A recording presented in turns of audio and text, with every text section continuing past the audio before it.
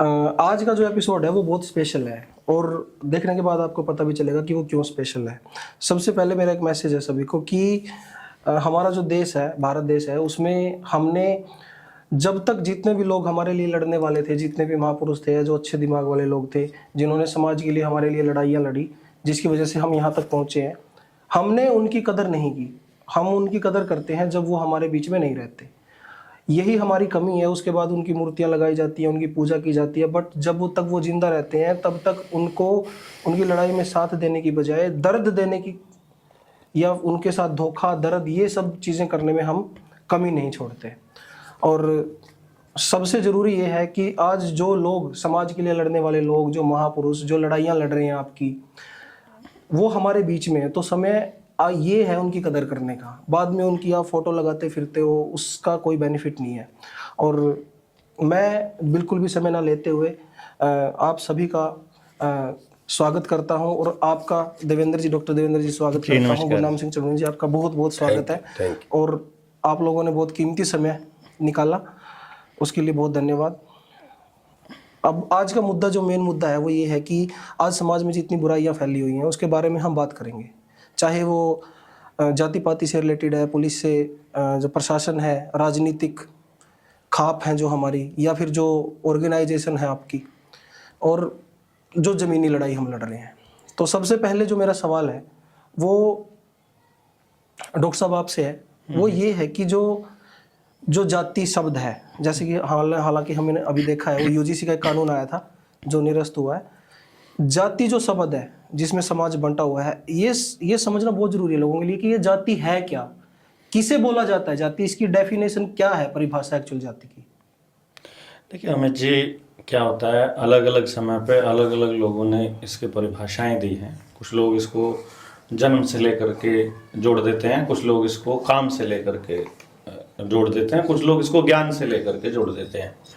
जहाँ तक मेरी समझ का प्रश्न है, अगर आपने यूजीसी की गाइडलाइंस का जिक्र किया है तो इस एंगल को, क्योंकि राजनीति में जिस तरह से जाति का इस्तेमाल किया जाता है वो, और जो मैं जिस तरह से जाति को समझता हूँ वो, उसको थोड़ा सा अलग लेना है।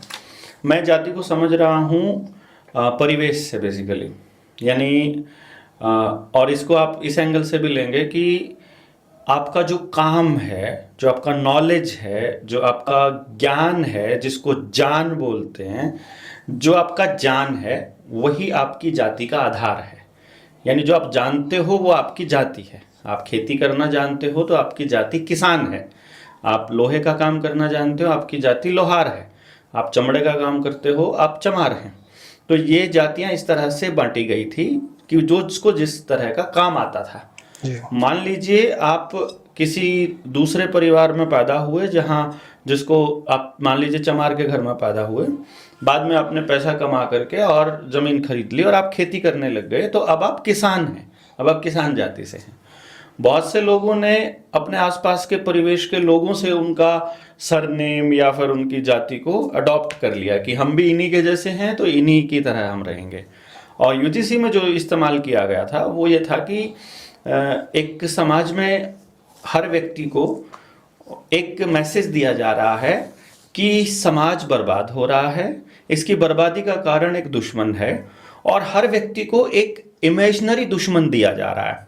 जैसे जिसको, जो अपने आप को हिंदू कहता है, उसे दुश्मन दिया जा रहा है मुसलमान, जो अपने आप को मतलब, और उसी को एक दूसरा दुश्मन दिया जा रहा है सरदार, और जो अपने आप को हिंदू की फॉर्म में रजिस्टर नहीं करता है, वो किस इलाके में रहता है, यदि वो राजस्थान में है, मध्य प्रदेश में है तो उसको दुश्मन दिया जाएगा राजपूत, यदि वो हरियाणा में है तो उसको दुश्मन दिया जाएगा जाट, यदि वो यूपी में है तो उसको दिया जाएगा दुश्मन यादव, और वो गुजरात में है तो उसे पटेल दुश्मन के तौर पे दिया। यानी कि जो वहां की संगठित प्रजाति है, जो वहां एकजुट लोग हैं, जो काफी हद तक वहां के परिवेश को और वहां की व्यवस्था को नियंत्रित करते हुए लोग हैं, उन लोगों को समाज का या उन लोगों का इमीडिएट दुश्मन दिखाने का ये खेल था।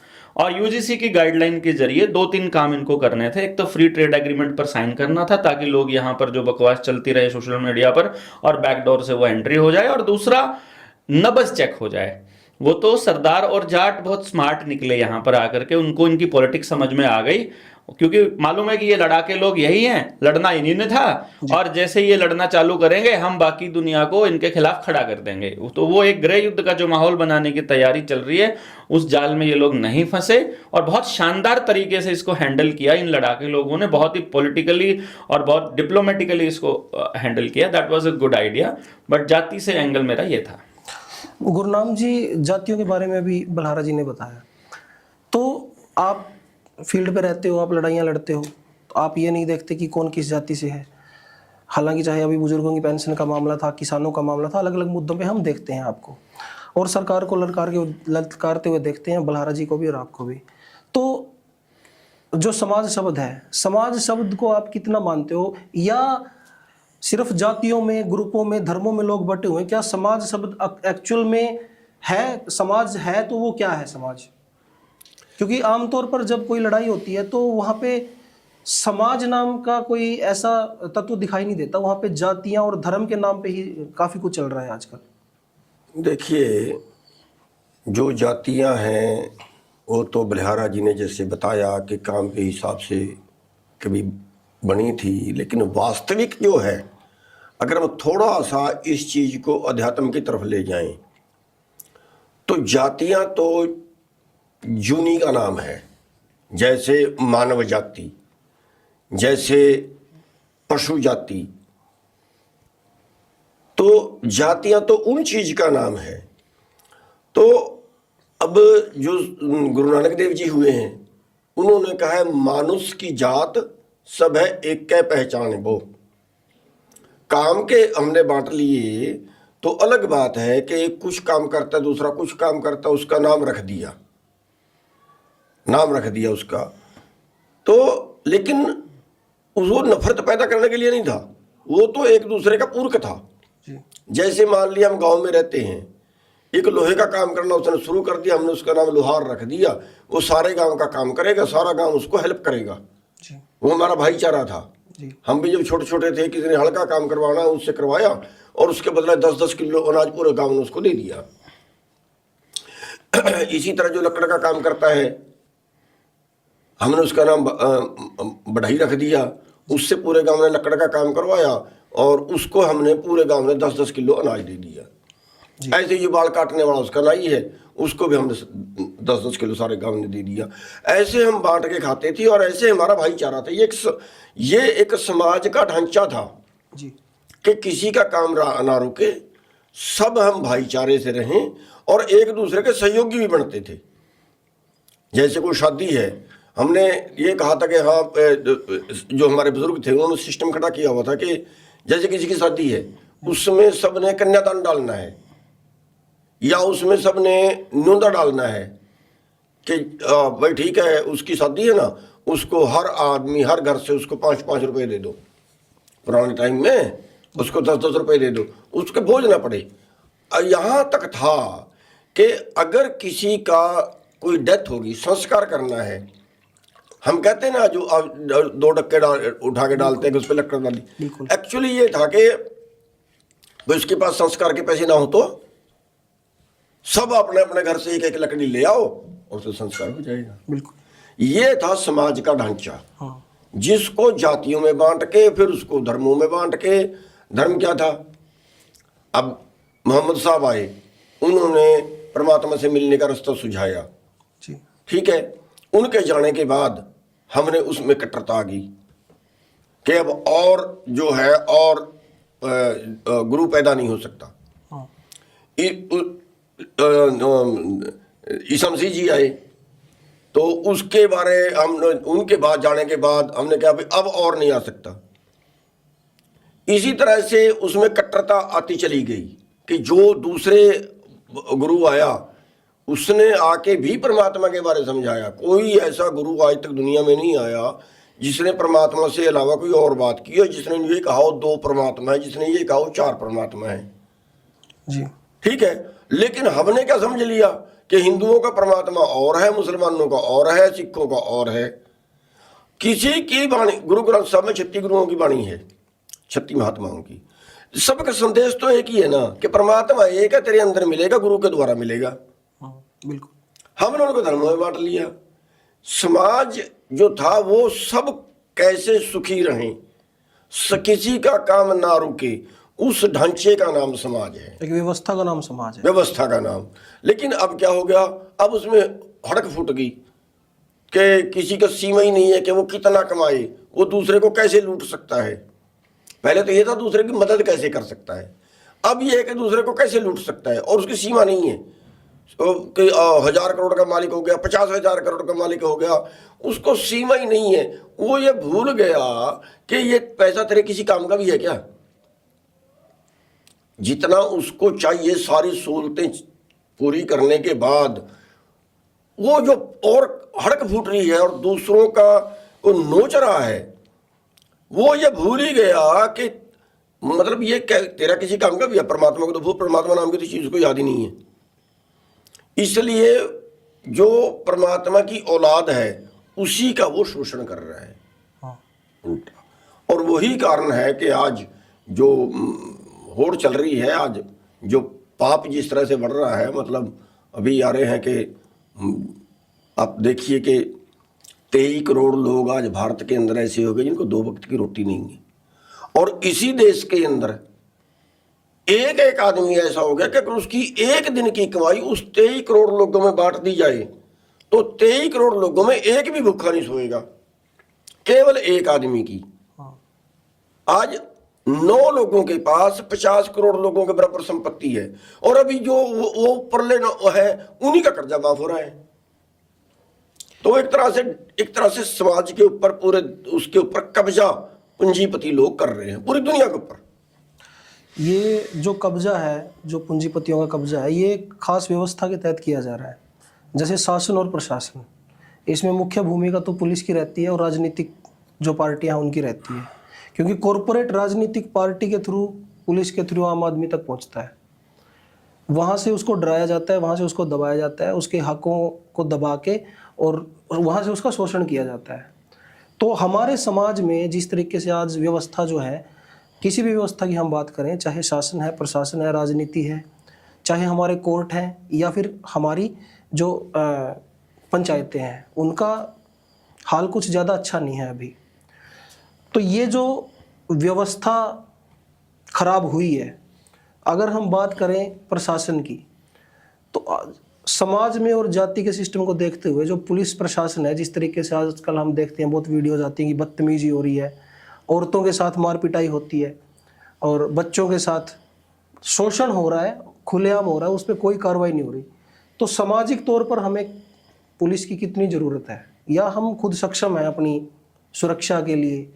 देखिए, सुरक्षा के लिए तो हम कभी खुद में सुरक्षित नहीं हो सकते, उसकी जरूरत पड़ती है। लेकिन एक व्यवस्था की जो आपने बात की है, वो व्यवस्था जो आज हमारे देश के अंदर है, यहाँ लुटेरे संगठित हैं और कमेरे असंगठित हैं। लुटेरों ने इकट्ठे होकर एक लॉबी बना ली, उस लॉबी में एक फंड इकट्ठा कर लिया। जो पार्टी आएगी ABC, उसको जितनी जरूरत होगी वहां से पैसा मिल जाएगा। इसका मतलब यह है कि उन्होंने फंड देकर सारी पार्टियों को खरीद लिया, सत्ता पक्ष को भी, विपक्ष को भी, सबको उन्होंने दिया। इसका मतलब यह है कि सब उनके खिलाफ तो नहीं बोलेंगे जी। और उनके खिलाफ नहीं बोलने का जो रिजल्ट सामने आया, फिर वो आया कि इसका मतलब जो सरकार बैठी है, जब जिससे उन्होंने पैसे लिए हैं उसकी तो गुलाम रहना पड़ेगा।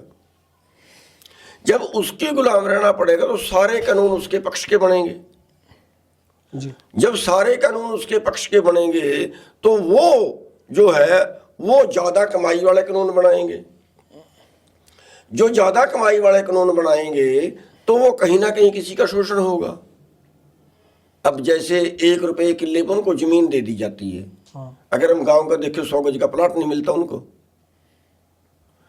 या आप ये मानिए कि आज आधे घंटे में एक किसान सुसाइड कर जाता है कर्जे में, किसी की जमीन नीलाम हो रही है। ये जो है बलिहारा जी बहुत उलट रहे हैं उनके लिए कि किसी का मकान को ताला लगा दिया बैंकों के लिए। ठीक है, ये खुलवाते हैं जी बैंकों के। हाँ, खुलवाते हैं, हमने भी कई जगह खुलवाए हैं। तो वो क्या है कि एक आदमी की तो ये हालत है कि उसके पास 4 किस्तें नहीं भरी कि उसकी गाड़ी उठा के ले गए, उसके मकान को ताला लगा दिया और सारे परिवार को निकाल के बाहर फेंक दिया। और दूसरी तरफ जिसको 50,000 करोड़ देना था उसका 2,000 करोड़ में फैसला कर लिया। 490 करोड़ में 490 करोड़ में बता रहे हैं। मैं वो बता रहा हूं, हाल देखिए ना देश का। पिछले 11 साल में 16.5 लाख करोड़ उन लोगों का माफ कर दिया जो पहले से खरबपति हैं और जो देश के लिए कमा रहे हैं और उनका गुजारा नहीं चल पा रहा, और उनका गुजारा भी इसलिए नहीं चल पा रहा कि उनको उनकी मजदूरी नहीं मिली।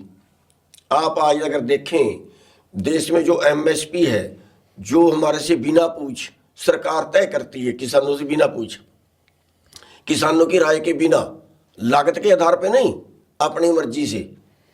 लागत तो हरियाणा सरकार का एग्रीकल्चर डिपार्टमेंट जितना रेट देते हैं उससे ज़्यादा दिखा रहा है लागत, लेकिन जो तय किया फसल बीजने से पहले तय किया उससे भी 4 लाख करोड़ कम मिलता है भारत के किसानों को हर साल। हर साल 4 लाख करोड़ का लॉस। एक दूसरा, जो हमारे मजदूर हैं आज जो फैक्ट्री में काम कर रहे हैं, किसी कंपनी में काम कर रहे हैं, 8 घंटे काम करने के 13,000 है न्यूनतम, लेकिन 10,000 में 12 घंटे काम करवा लिया। 12 घंटे की उसकी बनती थी 20,000, 20,000 की जगह उसको मिले 10,000। उस 10,000 वो उसकी जेब से पैसा निकल के किसी अमीर की जेब में चला गया। यानी देश का मजदूर और देश का किसान या छोटे लोग कह लो, उनका इस तरह से सीधा शोषण जो सरकार को रोकना चाहिए, लेकिन सरकार क्यों रोके? क्योंकि उनकी लोभी है। ये जो समाज की और जाति की हम बात कर रहे थे जी, तो डॉक्टर साहब ये बताइए, जो समाज और जातियां थी ना, जो समाज था, समाज को तोड़ा गया, समाज को तोड़ के जातियां बनाई गई, जातियों को तोड़ के और छोटे ग्रुप बनाए गए, ये टूटता चला गया। और ये आज इस कदर टूट गया कि अगर किसी घर में 2 मियाँ बीवी रहते हैं तो उनको तोड़ने के लिए भी उनके हाथ में मोबाइल दे दिए गए हैं। बीवी अपना अलग मोबाइल चला रही है, आदमी अपना अलग मोबाइल चला रहा है। तो ये जो तोड़ा गया है समाज को, और हमारी जो व्यवस्था होती थी खापों की, भाई आज आप पुलिस में जाओ या फिर आप कचहरी में जाओ तो आपको इंस्टेंट कोई फैसला नहीं मिलता वहाँ पे, वो आपका चलता रहेगा सालों साल। तो खापों में क्या होता था कि बातचीत के जरिए जल्दी फैसले हो जाते थे समाज में। समाज की अपनी एक व्यवस्था थी पंचायतों की, खापों की, जिसको भी राजनीतिक लोगों ने या कुछ ऐसी शक्तियों ने तोड़ दिया।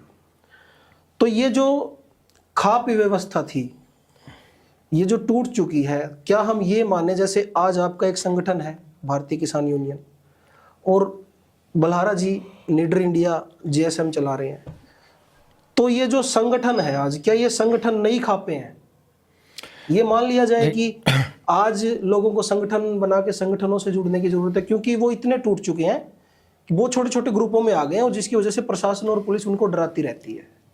इसमें ना मैं थोड़ा सा अगर ऐड ऑन करना चाहूँ जो सुरमी साहब ने जो कहा जी, और उसमें वो एक क्वेश्चन भी मिस हो गया, और आपने जो बोला था, हम बिरादरी को समाज समझने लगे। टीवी के उसके सड़क पे चलोगे ना तो गाड़ियों के पीछे लिखा मिलेगा, या फिर फेसबुक के ऊपर लिखा मिलते हैं, ये लोग लिखते हैं रोड समाज, हम लोग लिख देते हैं जाट समाज, वो लिख देते हैं चमार समाज। समाज वो नहीं है, वो बिरादरी है बेसिकली हमारी है सारों की। समाज होता है जब 36 की 36 बिरादरियां एक हो जाएं, एक मंच पर आएं और इकट्ठी हों। जब तक 35 भी रहेंगी तब तक वो 35 बिरादरी हैं, समाज नहीं है।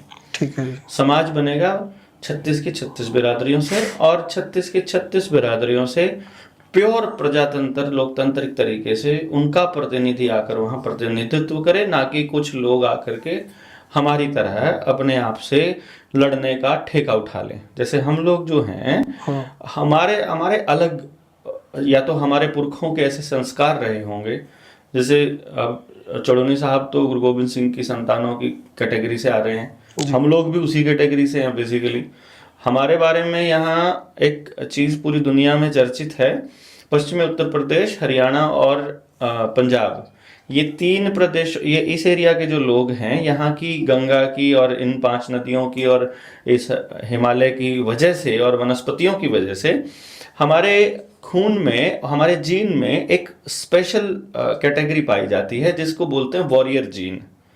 वो वॉरियर जीन, एक्चुअली ये साइंटिफिक टर्म है, उसमें वो वॉरियर जीन जिसके पास होगा वो पैदा ही लड़ने के लिए हुआ है। उसे अगर लड़ने के लिए कोई दूसरा दुश्मन नहीं मिलेगा तो वो घर में लड़ना चालू करेगा, वो अपने भाइयों से लड़ेगा, वो अपने गांव से लड़ेगा। ये उनको पता है कि वो लड़ने के लिए ही पैदा हुआ है। हम लोगों ने पहचान लिया कि हमारे समाज का असली दुश्मन मेरा गांव, मेरे आसपास के लोग नहीं है, और जो दुश्मन है उससे लड़े, हम अपने उस जीन का सबसे पहले बेनिफिट उठाएं।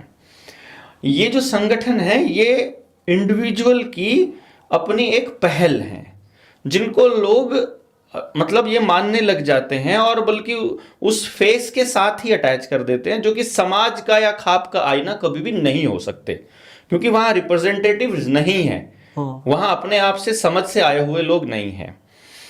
दूसरी बात, जो आपने पुलिस की जरूरत की बात कही थी, आज पुलिस दो ही काम करती है। अगर आप उसके पास अपनी शिकायत लेके जाते हो, तो दो लोगों में झगड़ा हो गया फॉर एग्जांपल, तो वो सबसे पहले दोनों को कहेंगे कि बाहर बैठ करके अपनी बातचीत करके इसको पंचायत के माध्यम से सुलझा लो।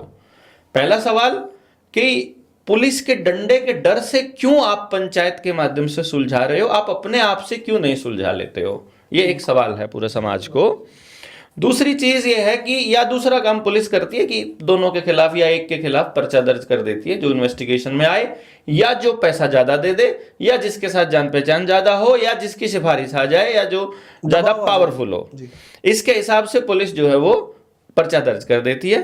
पर्चा दर्ज करने के बाद वो मुकदमा चलता है कोर्ट में, और कोर्ट की व्यवस्था ये कहती है कि आप 25 साल 30 साल या मरने तक भी आपको न्याय मिलेगा, ऐसी कोई गारंटी नहीं है। अन्याय हो जाए तो आप अगली कोर्ट में जाओगे, फिर उसके बाद अगली कोर्ट का ऑप्शन ऐसा है कि आप मर ही जाएंगे, लेकिन आपके खिलाफ, अब मान लीजिए चुड़ौनी साहब के खिलाफ मुकदमा दर्ज है देशद्रोह का, हो रखे होंगे 2-4 तो देशद्रोह, बहुत नहीं देशद्रोह के, देशद्रोह के कितने हैं? का तो शायद नहीं होगा, देशद्रोह का भी नहीं हुआ, याद नहीं है जी किस चीज तो लेकिन समाज के अंदर लड़ते हुए, या अभी जैसे मान लो रवि आजाद के ऊपर SC/ST एक्ट में और पोक्सो में मुकदमा दर्ज है। मान लीजिए कोई वायरस आ जाए जो उनका प्रोपेगेंडा चला था, टेस्ट के नाम पर या इलाज के नाम पर रवि आजाद को कुछ हो जाए फॉर एग्जाम्पल, इसी दौरान कुछ हो जाए, तो उसकी मतलब उसको कुछ होने के बाद इतिहास में क्या लिखा जाएगा कि तुम्हारा बाप, तुम्हारे पुरखे, जैसे भगत सिंह के बारे में क्या लिखा गया कि तुम्हारा पुरखे आतंकवादी हैं। नेताजी सुभाष चंद्र बोस के बारे में क्या लिख दिया इतिहास में कि वो युद्ध अपराधी हैं, अंतरराष्ट्रीय युद्ध अपराधी हैं। ये कितना बड़ा प्रोपेगेंडा और कितना बड़ा स्कैम है पूरे समाज के लिए कि एक व्यक्ति जो समाज के लिए लड़ रहे हैं, अब चौधरी साहब लड़ रहे हैं, 17-18 मुकदमे इनके ऊपर हैं, 17-18 मुकदमों के सुलझने से पहले ही मतलब अगले 5-7-10-20 साल में तो उनका कुछ होने वाला है नहीं वैसे भी, तो जब वो कुछ होगा नहीं तो ये मुकदमे लेकर अपने साथ जाएंगे। अगर इनको कुछ होता है तो क्या लिखा जाएगा कि वो देशभक्त थे, या आंकड़ों के हिसाब से तो वो अपराधी थे क्योंकि उनके ऊपर केस हो रखे थे। वही तो लड़ने वाले लोगों को मरते वक्त अपराधी लिखा जाए, ये व्यवस्था उन लोगों ने कर रखी है। ये पुलिस का ही काम है, पूरी प्रणाली का काम है। अर्थात मैं ये कहूंगा कि यदि सारा मसला समाज ने ही सुलझाना है तो क्यों ना समाज को इतनी समझ दे दी जाए कि आओ बैठते हैं, पुराना क्या हुआ, मैंने आपके दादा ने मेरे दादा को क्या बोला, मैंने आपको क्या बोला, चलो हो गया, मान लेते हैं 100 कारण रहे होंगे इतिहास में और जिसकी वजह से गड़बड़े हुई हैं। आज तुम क्या चाहते हो? क्या तुम इसी तरह बीमार मरना चाहते हो? क्या तुम इसी तरह लाचार मरना चाहते हो? क्या तुम्हारे ऊपर अत्याचार होते रहे और कोई भी तुम्हारे साथ ना आए, इस तरह का समाज चाहते हो? जिस तरह का जिक्र चुनन साहब वहां अंदर बैठे थे, बात कर रहे थे कि यार अभी भी कर रहे थे कि किसी के घर में कोई डेथ हो गई, किसी के घर में कोई शादी ब्याह हो गई, लड़की की शादी, कन्यादान का इशू है, आज क्यों नहीं हम आ सकते? आओ बैठ के बात करते हैं ना, क्यों नहीं आते हैं? लेकिन ये लोग SC/ST एक्ट है, महिलाओं के लिए बने स्पेशल कानून है, लिव इन रिलेशनशिप जैसे कानून है, अडल्ट्री के लिए जो बने हुए कानून है, स्पेशली इस तरह बनाए जाते हैं, डिजाइन किया जाता है कि उन मुकदमों की आड़ में, मतलब उनकी आड़ में ये सब हो जाए। आप आज किसी सरकारी अधिकारी की कंप्लेंट लेकर के पुलिस चले जाओ, बैंकों के फ्रॉड का FIR दर्ज कराने चले जाओ, पुलिस वाले की कान पर जूं नहीं रेंगती है, अपनी कुर्सी से हिलने का नाम नहीं लेता है, चूं भी नहीं करता है, वहीं बैठा करता रहता है। वहीं किसी महिला ने झूठी भी कंप्लेंट किसी के खिलाफ कर दी हो तो मैंने अपने कानों से सुना है ये कहते हुए, चलो माल आया है, चलो मुर्गा फंसेगा आज, मतलब महिला ने कंप्लेंट करी है तो उनको मालूम कन्फर्म है कि उनको मुर्गा फंसना है। SC/ST एक्ट में अगर कोई आदमी नहीं भी फंस रहा है तो भी समाज को तोड़ने के लिए खेल हो रहा है। वो तोड़ा गया ना, तो ये चीज़। तोड़ा गया प्लान करके।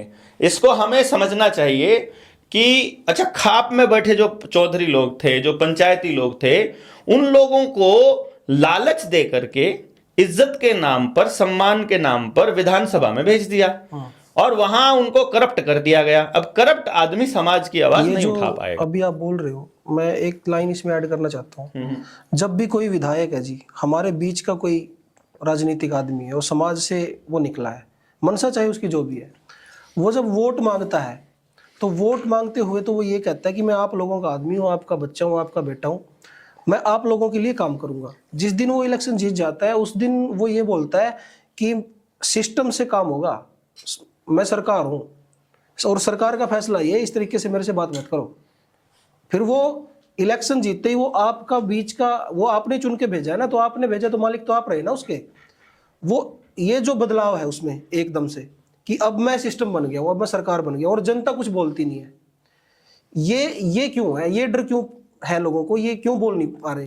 क्या मानसिकता है जी ये? देखिए, चौधरी देवीलाल कहा करते थे कि हमारी जनता जो है, लोग जो हैं, ये समझाए नहीं जा सकते, ये बहकाए जाते हैं। ठीक है जी। अगर वो नेता जाके सच बोल दे कि हाँ भी काम तो आपके कानून के हिसाब से ही होंगे, और दूसरा नेता झूठ बोल दे कि हाँ जी आप आ जाना मैं सारे करवा दूंगा, तो जो झूठ बोलेगा उसको वोट डालेंगे। तो हमारा जो सिस्टम खड़ा हुआ है, वो पहली बात तो ये है कि राजनीति में वो कामयाब है जो जमीर मर जाएगी इसकी, जिंदी जमीर वाला, सच बोलने वाला, ईमानदार भारत में राजनीति नहीं कर सकता। यहां तक है कि लोगों की मानसिकता बता रहा हूं मैं। यहाँ पे एक ज्ञानी साहब सिंह है शाहबाद से, वो एक बार गुरुद्वारे के चुनाव में खड़ गया, पंजाब ने अलग खड़ा दिए, हरियाणा की कमेटी ने अलग खड़ा दिए, और हम उसके लिए वोट मांगने गए। जो लोग हैं गुरुद्वारे के चुनाव में कह रहे जी ये ज्ञानी आदमी है, संत आदमी है, इसको चुनाव में खड़ने की क्या जरूरत थी।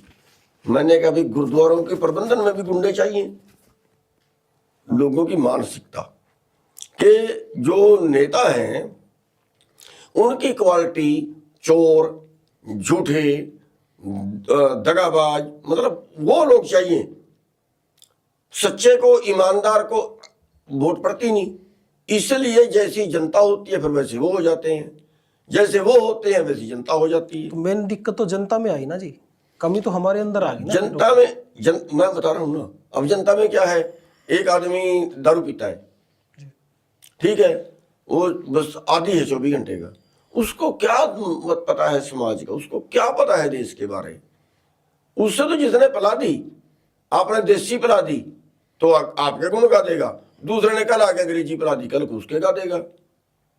दूसरा, हमारे देश के अंदर गरीबी, अति गरीबी, जिसका परिवार ही नहीं चलता, जिसका पेट ही नहीं चलता, जिसके घर में भी मार पड़ा है, और कोई मेरे जैसा उसको आए कि भी तेरे का इलाज मैं करवाऊंगा, तेरी 10 वोट है, मेरे को डाल देना, डाल देगा जी, ऐसे होता है। ठीक है ना।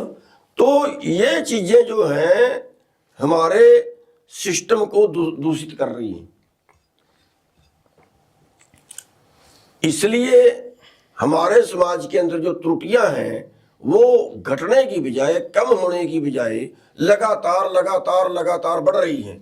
अब जैसे आपने खाप पंचायतों की बात की थी, कभी ये होता था कि लोग थाने में नहीं जाते थे, गांव में पंचायत होती थी, गांव में फैसला होता था और एकदम ही होता था, मौके पर ही होता था और सच होता था। ये सही है ना। कहावत है कि पंचायत में झूठ नहीं चलता और कोर्ट में सच नहीं चलता। हाँ जी, ये सच है। डॉक्टर साहब तो यही बोलते रहे। जो कोर्ट में जाकर सच बोलेगा मर जाएगा, हाँ जी, और जो पंचायत में झूठ बोलेगा वो मर जाएगा। ठीक है। और पंचायत का जो फैसला था वो ऑर्डर नहीं था, कोर्ट में ऑर्डर होता है, फैसला होता है। पंचायत में ऑर्डर नहीं था, पंचायत में फैसला था। फैसला जो दोनों को शूट करे, जो न्याय, भाईचारे, बल्कि उसे फैसले से भी ज्यादा न्याय बोलेंगे। हाँ न्याय बोलो उसको, मतलब मेरे कहने का मतलब भी उनका जो था, दोनों को इंसाफ मिल गया और दोनों राजी हो गए और आगे के लिए झगड़े खत्म हो गए। अब मान लिया एक आदमी को कोर्ट ने सजा कर दी, किसी ने कत्ल कर दिया, उसको सजा कर दी 20 साल की। दुश्मनी तो जैसे की तैसी खड़ी है ना उसकी। हम कितने देखते हैं अगला तरीके पे दूसरे ने गोली मारती, कितने देखते हैं। अब इंसाफ कहाँ मिला? कोर्ट ने उसको इंसाफ दिलवाते वक्त क्या जिसका कत्ल हुआ था उसके परिवार से पूछा कि तेरे को क्या चाहिए? नहीं पूछा, इतनी बात तो होती नहीं वहां। नहीं पूछा। अब उसको 20 साल कर दी, उस परिवार को क्या मिला? उसके तो एक बीवी थी, 2 बच्चे थे, वो तो रह गए, उनके तो बेचारे को पेट कैसे पाले? वो तो बर्बाद हो गया। तो मेरे कहने का मतलब ये है। अच्छा, फिर दूसरी चीज, कोर्ट में केस चल गया, हमारे की जमीन का केस था, 45 साल में निपटा। 45 साल में हमारी एक सिस्टर थी यहाँ मनी माजरा चंडीगढ़ में, उसके मकान पे यूपी के ने कब्जा कर लिया, किराए पे लिया। उस किराए वाले ने अगला एक और साथी रख लिया, वो और साथी रह गया, वो पहले वाला चला गया और उसने किराया भी नहीं दिया और उसने मकान भी नहीं छोड़ा। 12 साल उसको मकान छुड़वाने में लग गए। जो ये इंसाफ है? जो चुड़ैल साहब ने जो कहा ना, और जो आपने जो पूछा, उसमें अगर थोड़ी 2 बात ऐड और कर दे। बिल्कुल जी। जो पंचायत के फैसले और पुलिस और कोर्ट के जो फैसले है, उसमें अंतर कितना है? कोर्ट फैसला देगी जेल का, मान लीजिए कत्ल का ही एग्जांपल ले ले, या दूसरा कोई एग्जांपल किसी की लड़की छेड़ने का या कुछ भी चोरी का। अगर कोर्ट फैसला दे देगी तो वो बंदा चला गया जेल में, तो पूरी की पूरी जनरेशन में कोई नहीं देख रहा कि वो जेल में क्या कर रहा है। ये भी रहे हैं जेल में, मैं भी रहा हूँ। वहां जेल वालों की अलग सोसाइटी है, वहां वो बेस्ट फ्रेंड बन के निकलते हैं, वहां वो वकील बन के निकलते हैं, वहां वो खूब मस्ती करते हैं, सुबह से लेकर रात तक ऐसा कोई सीन नहीं है कि उनको कोई तकलीफ वहां पर होती है। और बाहर जो जनता है, बाहर जो आपके बच्चे हैं, जो भी 3 साल के हैं, 5 साल के, 10 साल के, उनके ऊपर उसका इम्पैक्ट 0 है, क्योंकि न्यूज़पेपर आप पढ़ रहे हो, आपके बच्चे नहीं पढ़ रहे हैं। पंचायत ने कोई फैसला सुना दिया और वो फैसला सारे गांव ने देखा और सबने देखा, तो अगली जनरेशन भी देख रही है कि भाई यहाँ पर आकर के आपको हिसाब देना पड़ेगा, यहाँ पर आकर के तुमको ये भुगतना पड़ेगा जो भी तुम कर रहे हो।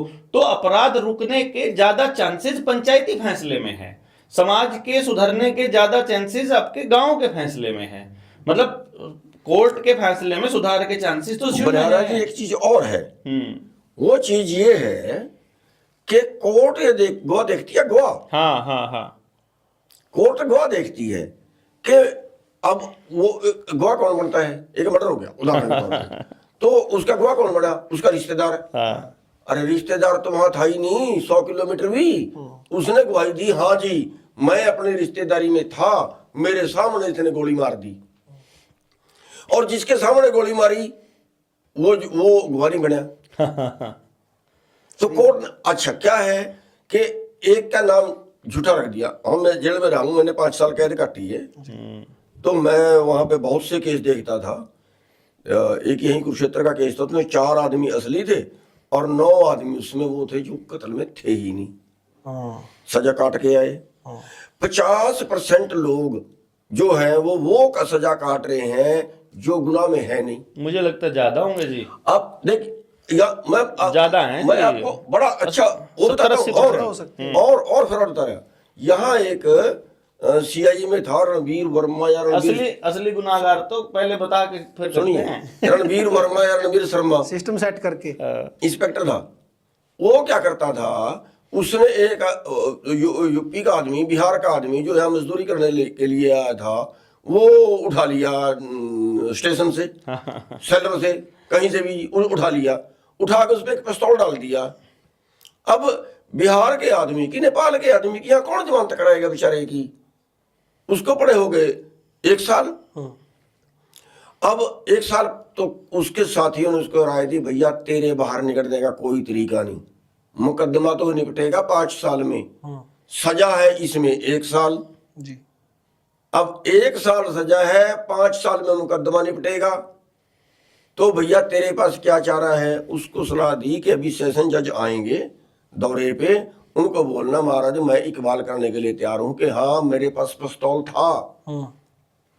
तो उसने और तो चारा बाहर निकलने का था ही नहीं, फिर वो 4 साल वरना और लगाएगा। तो उसने कोर्ट को, जज को ये कहा कि महाराज मेरा जान छुड़वा दो, मैं इकबाल कर लूंगा। अगली तारीख में उसने कोर्ट में जाके लिख के दे दिया कि हाँ जी मेरे पास पिस्तौल था।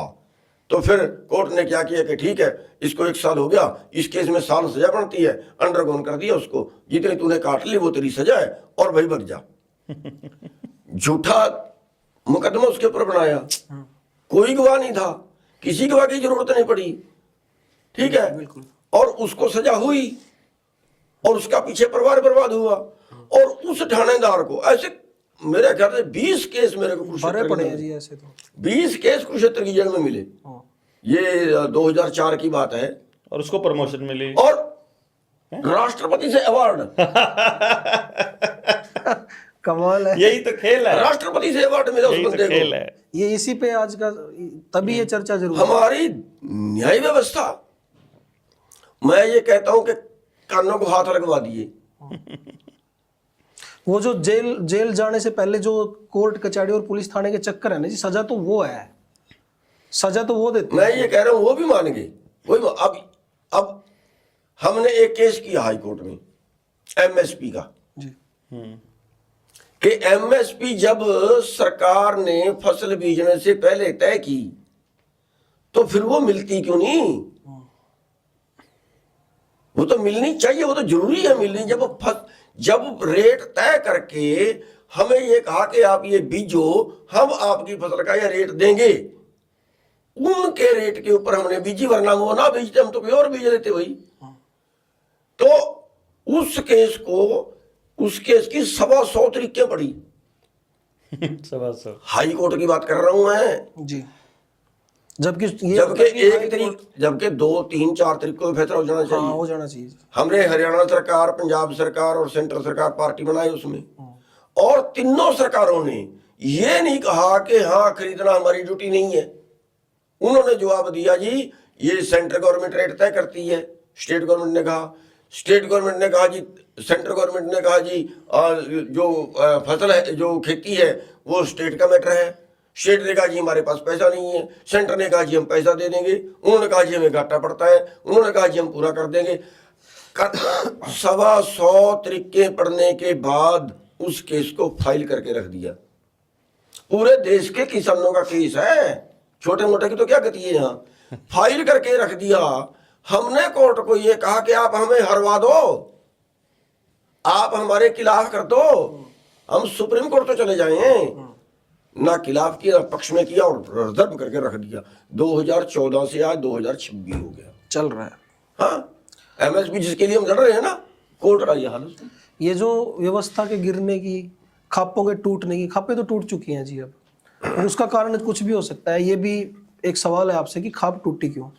और जो गुरनाम जी ने भी बताया है कि व्यवस्था जो है, कोर्ट कचहरी, अपनी पुलिस, वो सारा, तभी हम आज यहाँ पे बैठे हैं। तो अब सवाल ये आ गया कि राजनीति, इसका कारण तो मुख्य राजनीति है। हर जगह खापों में भी राजनीति हुई है, हर जगह राजनीति है। ये केस कर रहे हैं, इन्होंने भी राजनेताओं को बनाया, गवर्नमेंट को। तो जो अब जो हालात चल रहे हैं ना, वो ये चल रहे हैं कि राजनेताओं से लोगों का विश्वास बिल्कुल उठ चुका है। जब भी सरकार बदलती है, लोगों को लगता है कि ये अच्छा करेगा। जितनी झूठ पिछले टाइम में बोली है प्रधानमंत्री जी ने, सरकार ने बोली है, लोगों को ये था कि ये शायद कुछ कर देगा, और इन्होंने तो मतलब खून निचोड़ दिया जी लोगों का, गरीब मजदूरों का। अभी लोग बिल्कुल ये है कि खत्म हो चुका सब कुछ, अब कुछ नहीं हो सकता। ऐसे में आप जैसे कुछ लोग दिखते हैं समाज में लड़ते हुए, और लोगों को विश्वास नहीं हो रहा अब भी कुछ हो जाएगा। धीरे धीरे कुछ लोग मान रहे हैं, आपकी बात भी सुन रहे हैं, इनकी भी सुन रहे हैं, साथ भी आ रहे हैं। तो जो संगठन है आपके, राजनीतिक तौर पर आपने घोषणा कर दी जींद में कि भाई हम चुनाव नहीं लड़ेंगे अब, और आपकी वजह सही भी है जो पेवा में हुआ था जमीन छुड़वाने के बाद। डॉक्टर साहब भी कह रहे हैं मैं चुनाव नहीं लड़ूंगा। राजनीतिक व्यवस्था, उन नेताओं से तो हमारा विश्वास उठ गया सबसे। अब जो नए लोग हमारे बीच में हमारे लिए लड़ रहे हैं, वो कह रहे हैं हम इलेक्शन लड़ेंगे नहीं। तो संगठन जो है, संगठनों के साथ आने के लिए लोग तैयार हैं, और लोग आते भी हैं संगठनों के साथ। तो ये राजनीतिक पहल क्यों नहीं की जा सकती संगठनों के द्वारा? क्योंकि बहुत सारे मुद्दे कई संगठनों के मिलते हैं। अगर मैं बीकेयू की बात करूं, भारतीय किसान यूनियन की, चढ़ूनी की, आपकी बात करूं, बहुत सारे मुद्दे मिलते हैं। तो ये संगठन राजनीतिक पहल क्यों नहीं कर सकते अगर लोग विश्वास करें? कोई बात नहीं। पहली बात, हमारे देश के अंदर इसलिए वोट नहीं डलती कि ये अच्छा आदमी है इसको डाल दो। अगर हमारे देश में 2 कैंडिडेट खड़े हो जाएं किसी सीट पे, एक राक्षस हो जो आदमियों को काट के खाता हो और दूसरा देवता हो, संत हो, लेकिन संत के पास, साधु के पास जो अच्छा आदमी है, ईमानदार, उसके पास पैसा नहीं होगा और वो झूठ भी नहीं बोलेगा, तो उसको वोट नहीं डलेंगे। जो गलत आदमी होगा उसको वोट डलेंगे। ठीक है, होता तो यही है जी, यही होता है। नहीं होता नहीं, हो रहा है। एक दूसरा, हमारे देश के अंदर जिताने के लिए वोट नहीं पड़ते। हमारे देश के अंदर तो ये वोट इसलिए वोट पड़ता है कि इसको हराना है, उसके लिए कैंडिडेट खड़ा करना पड़ता है। ठीक है। अब जो इसको कौन हरा सकता है, वो चाहे गधा है। अब 2014 के अंदर बीजेपी क्यों आई कि कांग्रेस को हराना है। कांग्रेस को कौन हरा सकता है? उनको टिकट दिए गए, बीजेपी हरा सकती है। ये नहीं मतलब कि बीजेपी बहुत अच्छा करेगी ना, लेकिन कांग्रेस की रोड निकालनी है। अब वोट किस लिए कैसे डलती है? अब वोट ऐसे डलती है, जो मैं बता रहा हूँ कि अच्छा आदमी उसमें कामयाब नहीं होगा, कि या तो उसी पार्टी के जो जिसका राज है, या फिर वो वोट डलेगी जो इसको हरा सकता है। बस वही दोनों लड़ेंगे। अब आप देखिए उन दोनों की लड़ाई में कि इसको हरा कौन सकता है और ये सत्ता पार्टी का, इसकी लड़ाई में जो क्षेत्रीय संगठन थे सब खत्म हो गए और आगे होंगे। क्यों? हमारे देश में हराने के लिए वोट डलती है या फिर जाति और धर्म पे। अब बलिहारा जी आगे इसको थोड़ा सा जैसे इसको थोड़ा सा बलारा टच देते हैं। देखिए, जो प्रधानमंत्री ने जो कहा उसमें इन्होंने ये कहा हमारे देश में हाँ जी, ऐसे होता है। एक्चुअली ऐसा नहीं होता है। मैं इसको थोड़ा सा आदर के साथ, चाहिए ऐसा। ना ऐसा नहीं होता, ऐसा हो रहा है, ऐसा हो रहा है जी, वही कह रहे हैं। मतलब होता है में तो ये होता है कि नियम है ये ऐसे करने का। ये कह रहे हैं कि ऐसा हो रहा है। नहीं, सूर्य पूर्व से उदय होता है, इसका मतलब है कि नियम है उदय होने का, पूर्व से उदय होने का। हो रहा है का मतलब है आज हो रहा है, अब हो रहा है, इस समय हो रहा है, फिलहाल में हो रहा है, प्रेजेंट में हम ये मान सकते हैं। तो थोड़ी सी स्टेटमेंट में मैं ये कहूंगा कि जो प्रधान जी ने कहा ऐसा हो रहा है, इसमें बिल्कुल दो राय नहीं है। लेकिन ऐसा होता है ये नहीं, उसका कारण क्या है, अभी क्यों हो रहा है। देखो, राजनीति में वो लोग क्या कहते हैं कि केवल जीत हार ही इंपॉर्टेंट है। दूसरा, वो लोग क्या कहते हैं कि व्यवस्था हमारी बनाई हुई है, कोई भी राज करे हमें कोई फर्क नहीं पड़ता है। तीसरा, प्रधान जी ने कहा था कि सारी पॉलिटिकल पार्टियों को वही लोग फंडिंग करते हैं, तो वो लोग ये पॉलिटिकल पार्टी वाले उनके खिलाफ भी नहीं जा सकते हैं। क्या ये संविधान आपके दादा से पूछ करके बनाया था? नहीं जी। क्या ये हमारे पुरखों से पूछ करके हमारे ऊपर लागू किया गया था? पता चलेगा नहीं। तो गवर्नमेंट ऑफ इंडिया एक्ट को ही संविधान का नाम दे दिया गया।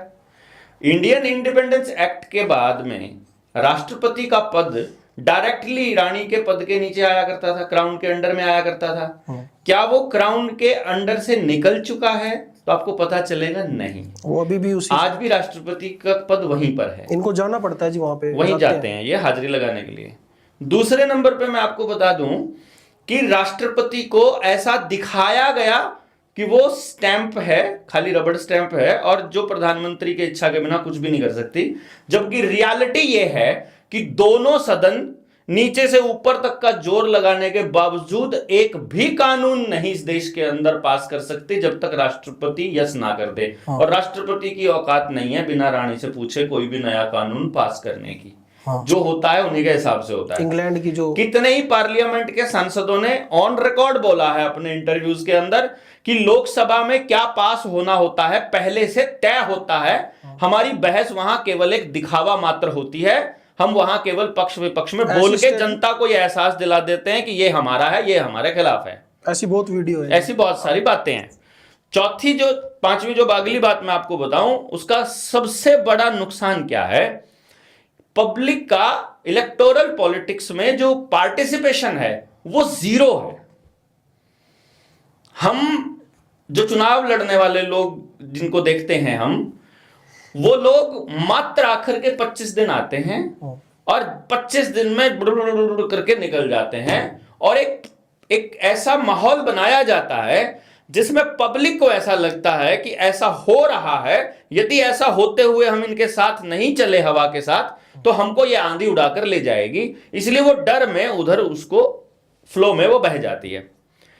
पूरे समाज में मैं अपने 46 साल की जिंदगी में मैंने आज तक एक व्यक्ति ऐसा नहीं देखा, समाज ने ऐसे व्यक्ति को सपोर्ट किया हो या खड़ा किया हो कि तेरा काम केवल जागरण है, तू हमें सिर्फ सच बताता रहे, तेरी रिसर्च को हम फंडिंग करेंगे, तू सारी सच हमको ला करके दिखा कि असलियत क्या है। हर गांव के अंदर एक आदमी, 2 आदमी, 10 आदमी कम से कम ऐसे होने चाहिए जो हर मुद्दे पर गहन वो रखते हों, समझ रखते हों। लेकिन कोई वकील, कोई जज, कोई डीसी, आपके गांव से कोई टीचर लग गया हो या आपके गांव से कोई कुछ भी करता हो, कोई मंत्री बन गया हो, वो आपके गांव को कभी भी आकर सच नहीं बताता है कि रियलिटी क्या है। उसका रीजन क्या है कि बच्चे की परवरिश में समाज की भागीदारी शून्य है। इसीलिए जब बच्चा बड़ा होता है तो समाज के बारे में शून्य सोचता है। उसको जिसने तैयार किया, जैसे चौधरी साहब ने कहा कि पॉलिटिकल पार्टी को फंडिंग अगर उस एलिट ग्रुप ने दी है तो वो जब बन जाएगा, सरकार में आ जाएगी वो पार्टी, तो वो आपकी कदर क्यों करेगी जब आपने उसके बनने में कोई मदद की ही नहीं, जब उनको बनाया ही उन्होंने और फंडिंग वहां से आ रही है। तो एक बच्चा जो सोचता है कि मेरी मेहनत में, मेरे बड़ा होने में और मेरा कुछ भी बनने में मेरे माँ बाप का जोर लगा है, तो बड़ा होकर ज्यादा से ज्यादा अपने माँ बाप के विषय में सोचेगा। यदि वो कहता है मैं मेहनत करके खुद बना हूं, तो वो अपने अलावा किसी और की नहीं सोचेगा।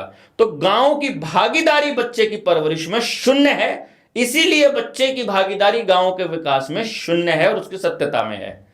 अगला नंबर आता है, राजनीति कोई ऐसी चीज नहीं है जिसमें हम कह दें कि हम सच्चे हैं और लोग मान लें।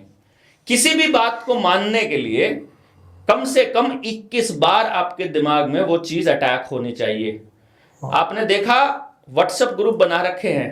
2019 के चुनाव से पहले अमित शाह ने यह कहा था एक रिकॉर्ड में, एक इंटरव्यू में, कि उनके पास 85 लाख व्हाट्सएप ग्रुप हैं और जो चाहे 5 मिनट में पूरे देश में, 10 मिनट में पूरी अफवाह या जो भी खबर हम चाहे वो फैला सकते हैं। आपके पास ऐसी कोई ग्रुप का कोई ऐसा कम्युनिकेशन सिस्टम है जिसमें आप लगातार अपना विजन, अपनी बात अपना करते हैं? किसी पॉलिटिकल पार्टी से पूछो, नहीं है। हम लोग इस प्रोसेस में, मतलब अवेयरनेस के नाम पर लोगों के बीच हम जितना जा पाते हैं ना, उतनी देर में तो वो 50 बार आ चुके होते हैं। नेता उनकी बात बोल रहा है, अभिनेता उनकी बात बोल रहा है, बैनर, पोस्टर, एफएम, टीवी, अखबार, सारा पत्रिकाएं सब उनकी बोल रहे हैं और वो प्रोग्राम करते हैं। तो हमने डेलिबरेटली इंटेलिजेंट पॉलिटिक्स, या दूसरा एक और है, इनके जैसे लोग, चौधरी साहब जैसे लोग, उनके जैसे घिनौने षड्यंत्र तो नहीं रच सकते हैं, उतना तो नहीं गिरा जाएगा इनसे जो समाज की लड़ाई लड़ने वाले लोग हैं। तो कैसे इनको अडॉप्ट करेंगे? वो कुछ तो ऐड कर रहे हैं। हमारे सामने तो समस्या ये है कि जो हमारे साथ जुड़े हुए वो भी हमारी शेयर नहीं करते हैं। आम जो पब्लिक है, जब उसको ये दिखता है कि ये ठीक है यार, फैलानी चाहिए ना, वो भी शेयर नहीं करते। और अगर करें भी इज्जत तो करते हैं जी, नहीं मिलते हैं तो इज्जत करेंगे। मेरा पेज आंदोलन के दौरान जहां उसकी रीच 5 लाख जाती थी, 5000 रहेगी उसके बाद। हमारे किसान ही नहीं देखते जी, किसान लोग। मैं ये कह रहा हूं कि वो सोशल मीडिया पर तो बैन कर दिया उन्होंने, रोक दी। और जो हमारे वो हैं, जो हमारे साथ जुड़े लोग हैं, वो भी उसको शेयर नहीं करते। हम देखें भाई, हमने कोई ग्रुप बना लिया, उस ग्रुप में 100 मैसेज आएंगे, 100 में 5 मैसेज भी काम के नहीं है, नहीं है 95। और एक्चुअली उसमें काम इनके भी नहीं है, पर ये लगे रहते हैं। नहीं, एक्चुअली उसमें और चीज है, जो हमारे पास नहीं है। वो ये है कि उनके पेड़ हैं कि भैया आप अगर इस एक पोस्ट को शेयर करोगे तो आपके 10 रुपए हैं। हाँ, एक कमेंट का 2 रुपया मिलता है बीजेपी वालों को। इन्होंने, अगर आप कमेंट करोगे तो आपके इतने बलारा जी ने अमित शाह के साथ बैठ के जी पूरा मैं वही कह रहा हूँ। अब उनके पास तो पैसे हैं, उनके पास तो पैसे आगे पूंजीपतियों से, हम कैसे कराएं? अगर हमारे पास भी ये हो कि ठीक है जो हमारी पोस्ट शेयर करेगा भैया 20 रुपए उसके खाते में, तो हो जाएंगे। 20 रुपए लेने के बाद डिलीट भी कर देंगे शाम को। जो हमारे किसान साथी सोचते हैं भाई गुरुनाम जी को पता नहीं, तो पता सारा है, टेक्निकल चीजों का भी अंदर तक पता है। देखिए, बड़ा ये एक ऐसा मसला है जिसके ऊपर कभी लंबी चर्चा हो और एक्चुअली समाज तक ये बातें जानी बड़ी जरूरी हैं कि इनके जैसे व्यक्ति ने, जिन्होंने अपना पूरा जीवन, 35 साल हो गए जी आपको संघर्ष में? 33 92 में लगे थे, 34। हाँ, तो फिर हम तो स्कूल में पढ़ते होंगे कभी, जब से आप लग रहे हो, मतलब हमारी जिंदगी के 70 पर 2/3 से ज्यादा तो इनको लगा हुआ हो गए, संघर्ष में हो गए। ठीक है, अब मैं इस संघर्ष को अगर 33 साल में, और एक एक गांव का जब हम चुनाव में मिले थे तो हमें बताया था यहीं पेवा के किसी गांव के कितनी 500 करोड़ की प्रॉपर्टी थी, वो 12 गांवों की 5500 एकड़ जमीन थी, 6000 एकड़ जमीन को इन्होंने मतलब लड़ करके और छुड़वा करके उनको मालिकों को दी थी, और उन्हीं लोगों ने मतलब मैं कह रहा हूं कि वो लोग भी अगर संगठित हो करके कि उनके जीने का आधार इन जैसे लोगों ने बनाया है वो भी किया होता। हालांकि मैं इसको दूसरे एंगल से भी देखता हूं कि इनके जैसे जो लोग होते हैं वो इसलिए नहीं लड़ते हैं कि बदले में कोई उनको कुछ देगा, यही तो बात है जी। ये और ना ही सौदा करते हैं अपनी मेहनत का। जैसे मैं भी ये सोचता हूँ कभी कभी इनके जैसे लोगों का संघर्ष देख के कि देखो बंदे का स्पष्टवादिता और जिगरा देखो कि लड़े उस उम्मीद में कि हम विधानसभा में जाके आवाज उठाएंगे, चुनाव लड़ने का निर्णय लिया, लोगों की गालियां खाई, फिर वोट भी नहीं मिला, और इतने तिरस्कार के बाद भी ये कहा कि नहीं लड़ना जारी रखेंगे, अभी लड़ रहे हैं, अभी भी लड़ रहे हैं, और कहा कि चलो अब चुनाव नहीं लड़ेंगे अगर नहीं चाहती है जनता तो। मतलब वो लड़ना बंद नहीं करना, ये बहुत बड़े जिगरे की बात होती है। वरना ऐसे मौके पर आकर के आदमी जो है ये सोचता है कि किन लोगों के लिए लड़ रहे हैं, क्या लाभ है ऐसे लोगों के लिए लड़ने का, इससे अच्छा तो कहीं सेटिंग ही कर ले। लेकिन देखो कमाल की बात कि सेटिंग भी नहीं कर रहे। तो या ये कहो कि भाई मैं इसे किस तरह से एक्सप्लेन करूंगा, मेरी जितनी समझ है मैं वैसे बता रहा हूं, चाहे कुछ भी हो, लेकिन इतने लंबे संघर्ष के बाद भी अगर लोगों का साथ नहीं मिलता है तो हौसला ना टूटना हमारे लिए भी प्रेरणादायक है। हम जैसे नए लोग जो संघर्ष में लगे हैं और जितने भी लगे हैं, परंतु मैंने क्योंकि इलेक्शन मैनेजमेंट बहुत बड़े लेवल पर किया है और मैं जिस लेवल के चुनाव लड़े हैं और लड़वाए हैं मैंने जिन लोगों के साथ बैठकर, मैं उससे बहुत स्पष्टता से कह सकता हूं कि उनसे 2 कदम 10 कदम आगे की सोचकर तो चुनाव लड़ने के बारे में तो आप चलोगे तो ठीक है, वरना भूल जाइए किसी सच्चे इंसान के बारे में ये सब करना। मतलब कोई सच्चा इंसान चुनाव लड़ लेगा। इसलिए ये निर्णय इनका भी सही है, मैं इसको बिल्कुल सही कहता हूं कि चुनाव नहीं लड़ने का, और मेरे निर्णय भी सही है। और इसका लाभ हम समाज को कैसे दे सकते हैं कि पॉलिटिकली अवेयरनेस इस लेवल पर लेकर के जाएं कि जो समाज की जो ताकत है उसको संगठित करके समाज के पास सुरक्षित रखो, उसको वोट में तब्दील मत होने दो। वोट में तब्दील करके जो भी विधानसभा में जाए उसकी पावर को निल कर दो। जैसे इन्होंने कहा था कि कहीं पर मिल जाओ पॉलिटिकल पार्टी का आदमी, गांव में घुसते ही इनका रगड़ा लगा दो। अब वो रगड़ा दूसरे एंगल से भी लगाया जा सकता है। नहीं, वो इलेक्शन से पहले रगड़ा लगवाने आते हैं जी, फिर वो सरकार बन जाती है, वो सरकार मालिकों के सामने। अभी इनका खेल जो है वो बहुत, मैं आपको ज्यादा नहीं कह रहा हूं, अगले 1-1.5 साल में हर पॉलिटिकल पार्टी, जिन 2 पॉलिटिकल पार्टियों का वर्चस्व अभी बना हुआ और वो 2 पॉलिटिकल पार्टियों का सरकार बनाना चाहते हैं, मैं आपको 1-2 साल के अंदर ही आपको दिखाऊंगा कि गांव के लोग जो सवाल पूछना शुरू करेंगे इनकी क्रेडिबिलिटी शून्य हो जाएगी। और जब तक पॉलिटिशियन की क्रेडिबिलिटी शून्य नहीं होती, जब तक मेन स्ट्रीम मीडिया की क्रेडिबिलिटी खत्म नहीं होती, जब तक अखबार की क्रेडिबिलिटी खत्म नहीं होती, तब तक समाज के हाथ में ताकत दोबारा से नहीं आएगी।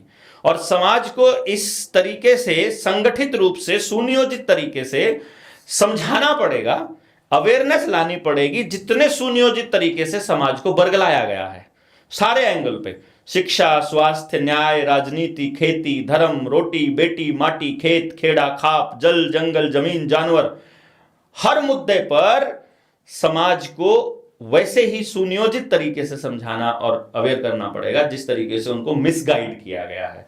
और इस काम में आने वाले समय में प्रधान जी जैसे और लोगों के साथ भी हम लोग बैठ करके लंबी मैराथन चर्चा करके कि अब अपनी अपनी ड्यूटी बांटेंगे कि जो आपका संघर्ष है, जो आपका तजुर्बा है, वो समाज को मिले, उसकी समझ अगली पीढ़ी को मिले, हम जैसे लोगों को उसका आशीर्वाद भी मिले। अगर आप दोनों एक फ्रेम में हो, आज बैठे हैं इकट्ठे जी। और मुश्किल से ऐसा समय आता है, तो जो दर्शक हैं हमारे संयुक्त किसान मोर्चा के भी हैं, जनता सरकार मोर्चा के हैं, और जो चैनल के दर्शक हैं, वो ये जरूर जानना चाहेंगे कि इन दोनों संगठनों में, इन दोनों के नेताओं में जो समानताएं हैं धरातल पर, या राजनीतिक जो समानताएं हैं, उसमें एक दूसरे के साथ कितनी सहभागिता जो है वो देखने को मिलेगी, किन मुद्दों पे एक होंगे ना होंगे। राजनीतिक तौर से आपका जो संगठन है, दोनों के जो संगठन है, एक दूसरे को कितनी सपोर्ट करते हुए आने वाले टाइम में दिखाई देंगे, ये मेरा आप दोनों से सवाल है। मैं चलोनी साहब से सपोर्ट मांगने के लिए पहली बार जो मिला था कि जी हम ऐसे मिशन पे हैं और चलोनी साहब हम ये सब करने वाले हैं, और ऐसा पूरा षड्यंत्र पर डिटेल में चर्चा हमने की थी। और इन्होंने सबसे पहले जब हम मिले 2022-23 में, तो हमने इनके सामने एक प्रस्ताव रखा, इनको नेशनल लीडर बना दिया उस पूरी मूवमेंट का। तो मैंने ऑब्जेक्शन उठाया था पहली बार कि चौधरी साहब से पूछिए न्यू वर्ल्ड ऑर्डर पे इनकी समझ कितनी है। उन्होंने कहा भाई न्यू वर्ल्ड ऑर्डर नहीं, हम किसान के मुद्दे पर लड़ रहे हैं।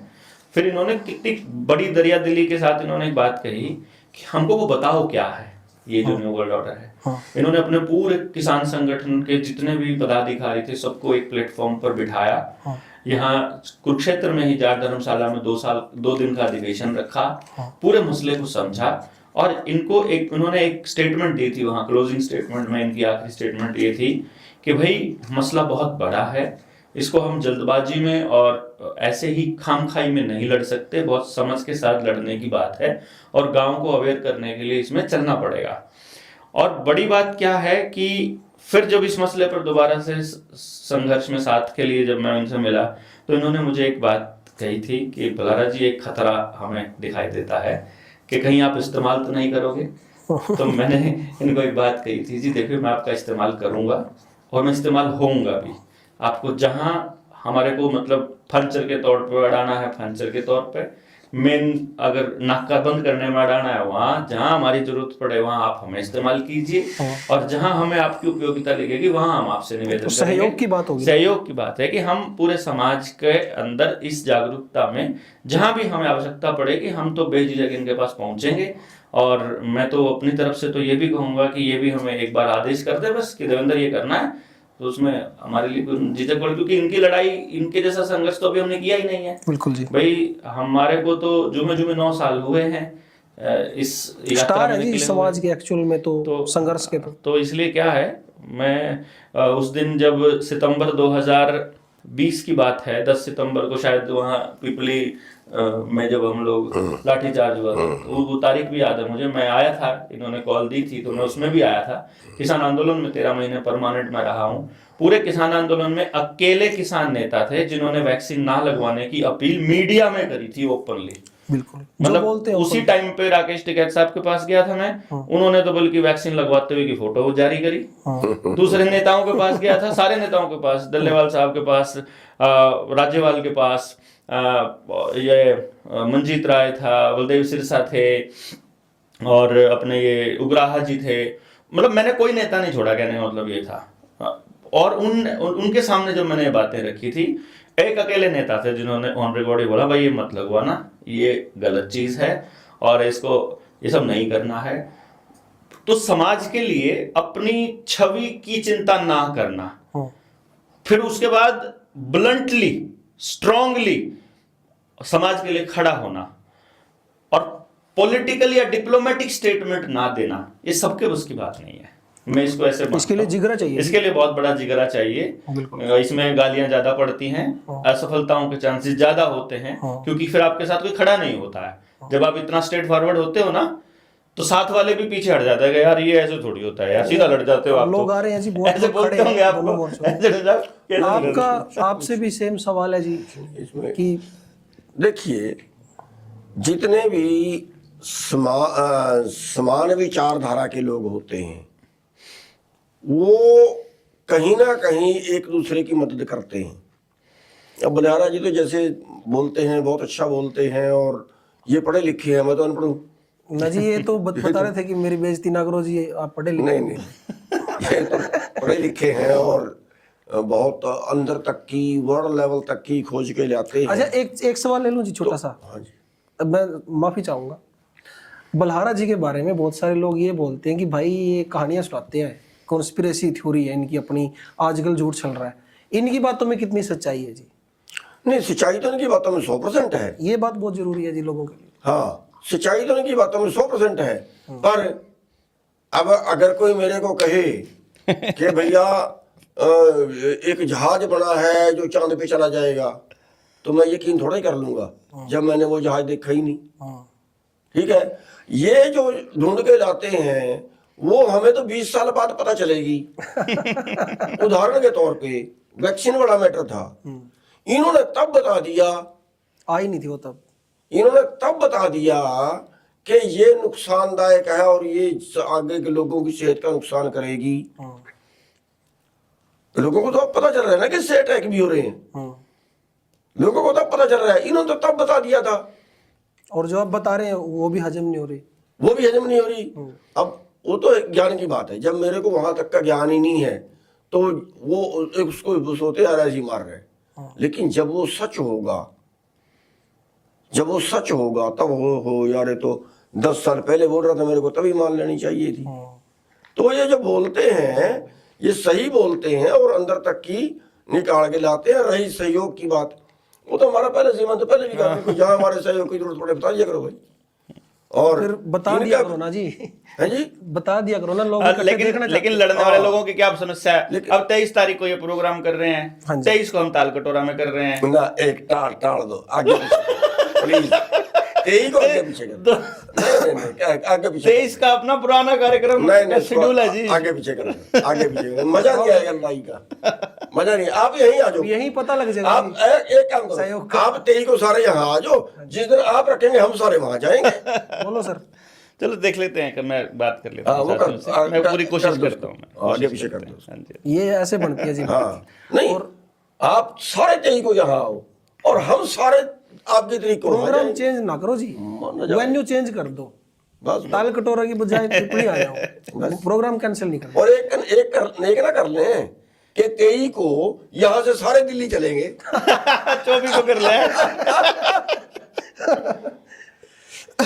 अब जैसे ये बात क्लियर होगी जी, बहुत दर्शकों के लिए बहुत जरूरी था ये जानना, और बड़ी खुशी होती है, मुझे भी बहुत खुशी हो रही है सही बताऊं तो। और इसके साथ अब जैसे वर्ल्ड ट्रेड ऑर्डर की बात चली थी जी, जो अभी मोदी जी साइन करके आए हैं, भाई चर्चाएं ये हैं कि देश को और देश के किसानों को, खेती बाड़ी सबको बेच दिया, चाहे वो डेयरी की इंडस्ट्री है, चाहे वो कुछ भी है। Free trade agreement, free trade agreement है। अभी ट्रंप के साथ भी किया है और ब्रिटिशर्स के साथ भी किया है, और बहुत प्रेशर में है, बोलते तो है ही नहीं कुछ। ये जो इतना बड़ा बदलाव देश में आएगा अभी आगे कृषि में, तो ये आपने जो लड़ाई लड़ी थी, ये भी उस लड़ाई में साथ थे भाई। 3 कृषि कानून आए थे और वो निरस्त आप लोगों ने करवा दिए। अब तो ये 4 होके आ गए कृषि कानून। तो अब किसान संगठनों की आगे क्या तैयारी है, इस अब क्या कर सकते हैं? देखिए जी, हमने तो 23 तारीख रखी हुई है। हाँ जी। पहली बात तो फिर मेरी बात कड़वी होती है और उसमें जो है फिर वो दूसरे सोचते हैं हमारे खिलाफ बोल रहा है। ये किसान कौम शेरों की कौम है। हाँ जी। लेकिन इसके जो कमांडर हैं वो गिद्दड़ बन गए। वो गिद्दड़ अपने चालाकी से इनको घुमाते हैं, लड़ाई तो लड़ते ही नहीं। जो पीछे 12.5 महीने बैठे रहे, उसी वक्त संसद घेर ली होती, उसी वक्त उनके नाक में दम कर दिया होता, तो आज ये कानून लागू ना होते, आज ये समझौता ना होता। दूसरी बात, वहां से आए एमएसपी के लिए फिर लड़ाई शुरू कर दी। 14 मीटिंग हुई, 14 में एमएसपी का जिक्र तक नहीं किया। इन्होंने ही कहा कि एमएसपी पे कमेटी बना दो, यानी एमएसपी ना मांगनी पड़े, वरना एमएसपी लिए बिना उठे क्यों अगर लेनी थी। ठीक है, तो यो जो किधर चलाक होता है, शेर चलाक नहीं होता। कौम तो शेरों की है, लेकिन किधर लड़ता नहीं है, घुमाता है। जब लड़ाई का मौका आया, मोर्चा लगा, टकराव हुआ, तो किधर घुमा गया। ठीक है, तो हमने तो जो 23 मार्च की तारीख रखी है, उसमें हम लोगों से ये कह रहे हैं भैया सिर पे कफन बांध के आइए। दूसरा हमारे पास तरीका कोई नहीं है। रिंज रिंज के मरने से अच्छा पूरे देश की खेती तबाह होगी।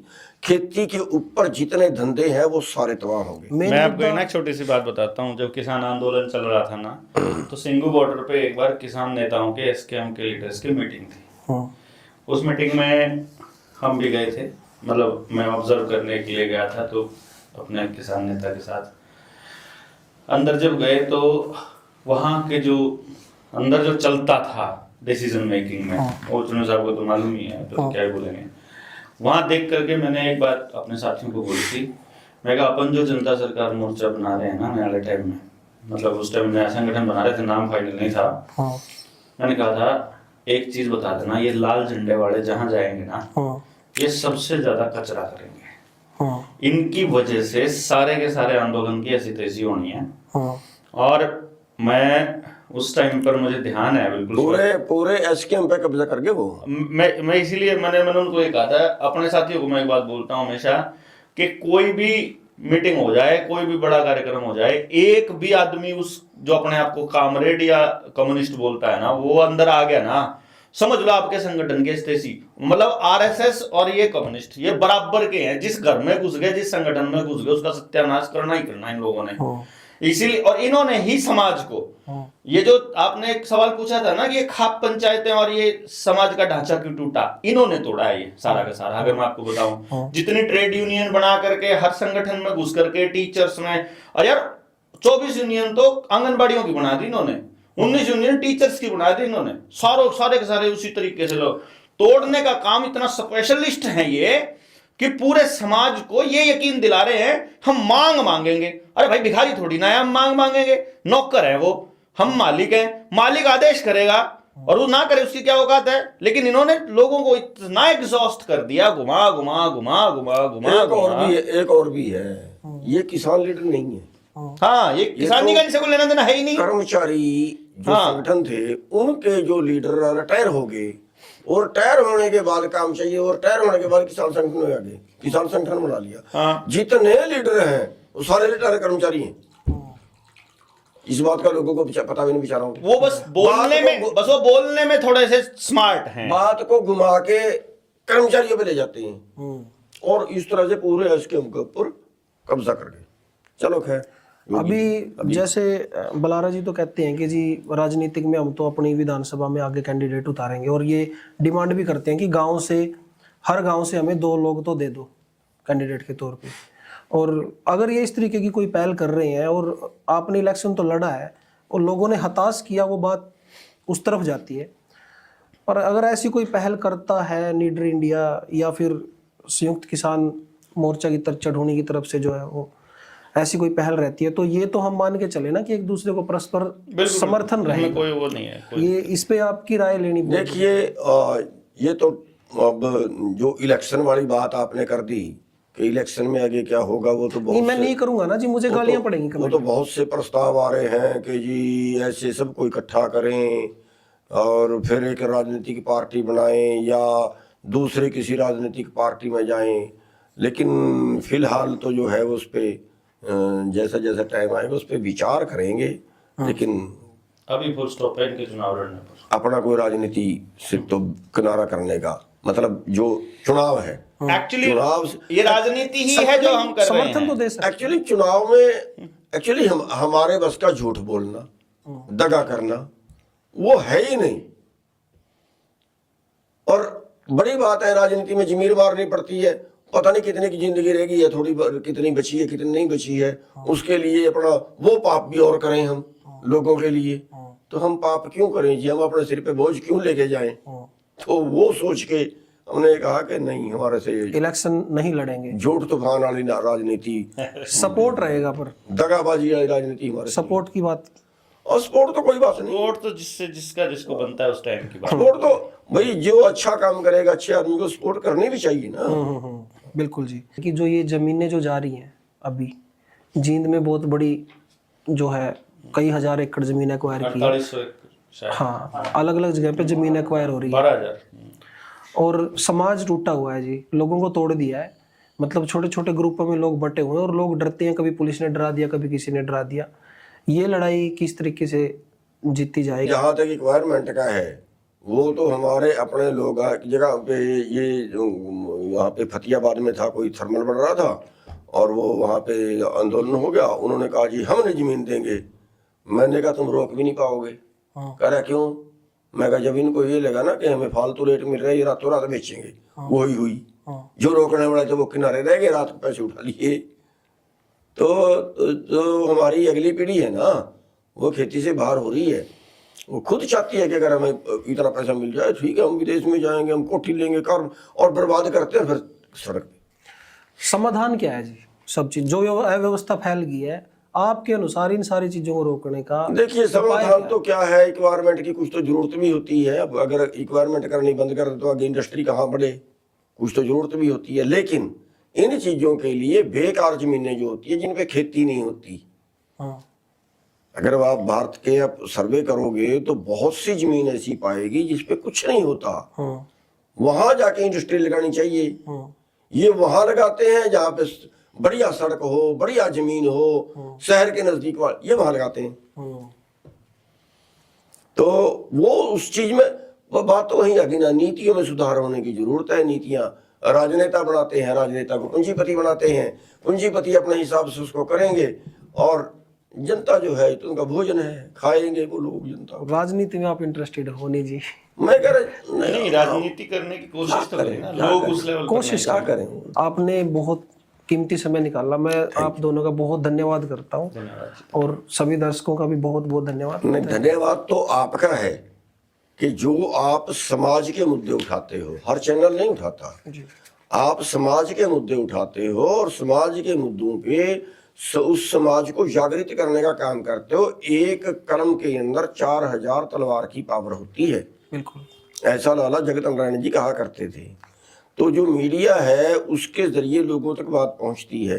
आप समाज को सुधारने की बात पहुंचा रहे, धन्यवाद तो आपका है। हमारा जहां तक टाइम की बात है, ये तो यहाँ ना देते कहीं और देते, हमें तो टाइम तो 1 घंटा गुजरना ही था ना। अच्छे काम में लगा दिया आपने, आपका धन्यवाद। अब ये है सर कि कोशिश हमारी यही रहेगी कि हम जोड़ें लोगों को। Thank you. Thank you ji.